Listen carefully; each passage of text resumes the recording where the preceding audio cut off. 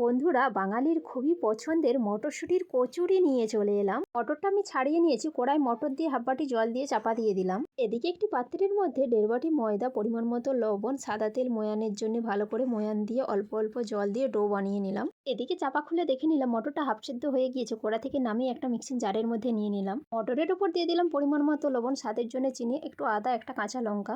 খুব সুন্দর করে পেস্ট করে নিলাম। এদিকে কড়ায় 2 চামচ ঘি দিয়ে দিলাম। ঘিয়ের ওপর মটরের পেস্টটা দিয়ে ভালো করে নেড়েচেড়ে তুলে নিলাম।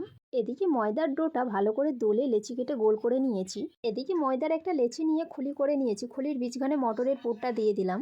হাত দিয়ে মুখটা ভালো করে বন্ধ করে গোল করে নিলাম। এরপর বেলুন পিঁড়ির উপর রেখে হালকা হাতে গোল করে বেলে নিলাম। কড়াইয়ের দিকে সাদা তেল দিয়ে দিয়েছি। তেল গরম হয়ে গিয়েছে, একটা কচুরিও ছেড়ে দিয়েছি। দেখুন বন্ধুরা, কত সুন্দর ফুলে উঠেছে। এই সেম প্রসেসে বাকি কচুরিগুলো আমি ভেজে নেব। এখানে আমার বাকি কচুরিগুলো ভাজা হয়ে গিয়েছে। সত্যি বলছি বন্ধুরা, কচুরিগুলো খেতে দারুণ লেগেছিল।